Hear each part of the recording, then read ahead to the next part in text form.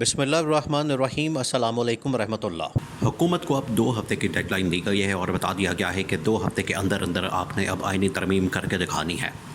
2 ہفتے کا time frame ہے، 2 ہفتے کا آپ کے پاس وقت ہے، 2 ہفتے کی ڈیڈ لائن ہے، 2 ہفتے کا الٹیمیٹم ہے۔ اگر آپ نے اس 2 ہفتے کے اندر آئینی ترمیم کر دی تو پھر تو آپ کی حکومت جو ہے وہ اگلے 6 مہینے سال تک سروائیو کر سکتی ہے۔ وہ بھی ایسا نہیں کہ وہ اگلے 5 سال تک سروائیو کر سکتی ہے، صرف 6 مہینے سال تک یہ سروائیو کر سکے گی۔ اور اگر آئینی ترمیم نہیں ہوتی تو 2 سے 4 ہفتوں کے اندر یہ پورا سسٹم لپیٹ کے پورا کا پورا اس وقت حکومت کا نظام لپیٹ کے نئی حکومت بنانے کی تیاری ہو سکتی ہے۔ یہ اسٹیبلشمنٹ نے 2 ٹوک پیغام اس حکومت کو پہنچا دیا ہے اور اس حکومت کو بتا دیا ہے کہ اب آپ کے پاس ڈو اور ڈائی سچویشن بن چکی ہے۔ اب آپ کے پاس آخری آپشن ہے، اس کے علاوہ کوئی چارہ نہیں، اس کے علاوہ کوئی آپشن نہیں، اس کے علاوہ کوئی راستہ نہیں۔ آپ نے اب کرنا ہے، کر کے دکھائیں، اور اگر آپ نہیں کر سکتے تو پھر گھر جائیں۔ 2 ٹوک پیغام چلا گیا ہے۔ دیکھیں، یہ معاملہ اس وقت اسٹیبلشمنٹ کے لیے زندگی موت کا مسئلہ بن چکا ہے، اور جو یہ حکومت کی ناکامی ہے اس کا ملبہ جو ہے نہ صرف حکومت بلکہ اس وقت ایک تاثر پایا جاتا ہے کہ یہ سارا اسٹیبلشمنٹ کے اوپر ڈالا جا رہا ہے، اور حکومت جان بوجھ کے ایک بریک واردات کے ذریعے اپنا سارا ملبہ حکومت کے اوپر اسٹیبلشمنٹ کے اوپر ڈال رہی ہے۔ اور حکومت پچھلے 6 مہینے سے بلکہ پچھلے 2.5 سال سے یہی کرتی آ رہی ہے۔ جب پچھلے دنوں یہ 8-10 گرفتاریاں کی گئی تھیں پی ٹی آئی والوں کی، اس میں شہباز شریف کو بھی آن بورڈ لیا گیا، ایاز صادق کو بھی آن بورڈ لیا گیا جو کہ اسپیکر قومی اسمبلی ہے۔ اسپیکر قومی اسمبلی جو کہ قومی اسمبلی کا کسٹوڈین ہوتا ہے، اس کو بھی اس حوالے سے آن بورڈ لیا گیا،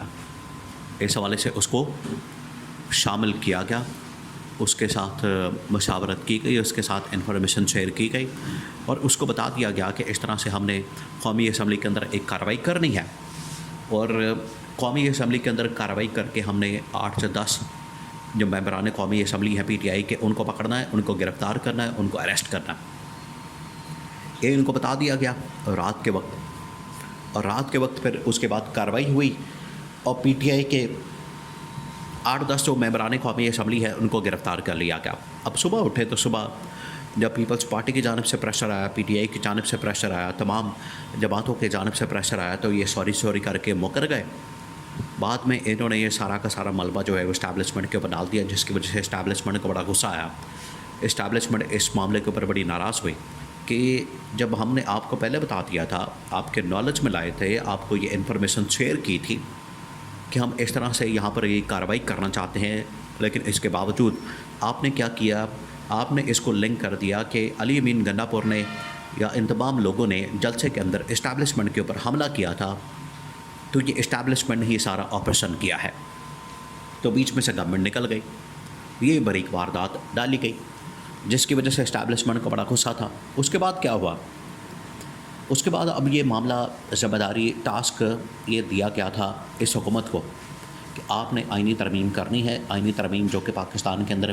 ایک آئینی عدالت کے قیام کے لیے، چیف جسٹس قاضی فائز عیسیٰ کی ایکسٹینشن کے لیے، چیف جسٹس عامر فاروق کی ایکسٹینشن کے لیے،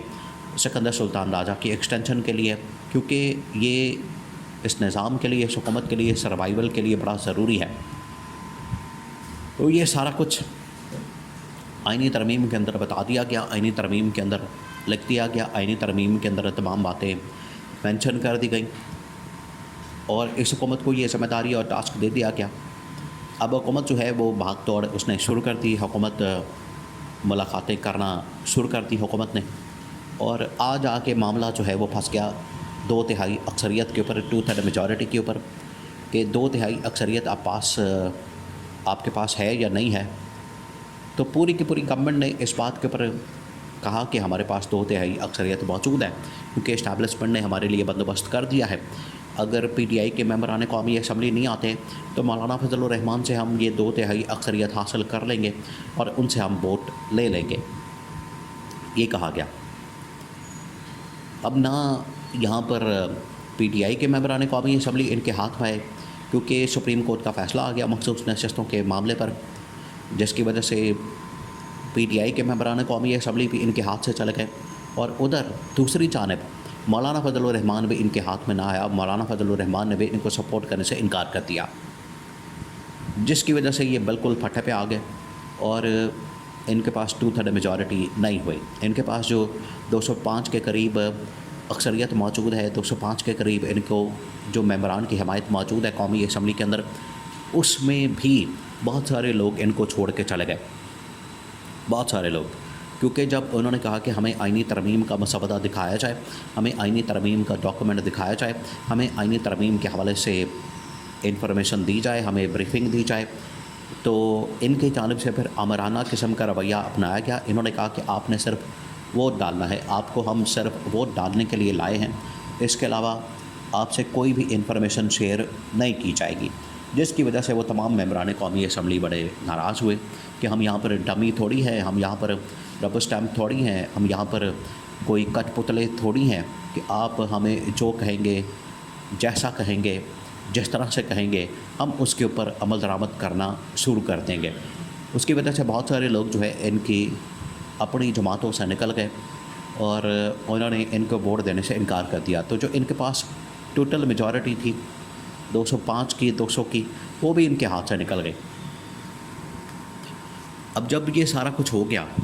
अब इन्होंने क्या किया कि सारा कुछ इस्टेब्लिशमेंट के ऊपर डालने की कोशिश कर रहे हैं कि मोहसिन नकवी नहीं मना सका, मोहसिन नकवी ने सही तरह से काम नहीं किया, मोहसिन नकवी ने कन्विंस नहीं किया, या इस्टेब्लिशमेंट की जो कॉल गई थी मौलाना फजल रहमान को, इस्टेब्लिशमेंट ने या जनरल आसिम ने कॉल की थी या DG आयशा ने कॉल की थी, वो सही तरह से कन्विंस नहीं कर सके, जिसकी वजह से मौलाना फजल रहमान नहीं माने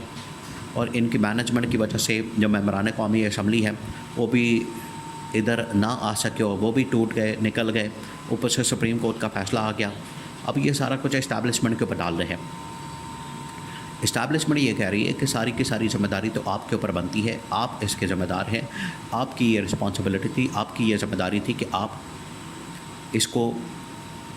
सही तरीके से मैनेज करते, सही तरीके से इसकी कैलकुलेशन करते,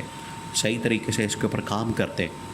और 2/3 मेजॉरिटी ला के इस आइनी तरमीम को पास करते। लेकिन इन लोगों ने नहीं किया, जिसकी वजह से अब इनको 2 हफ्ते की 2 वीक्स की डेडलाइन दी गई है और बता दिया गया है कि अगर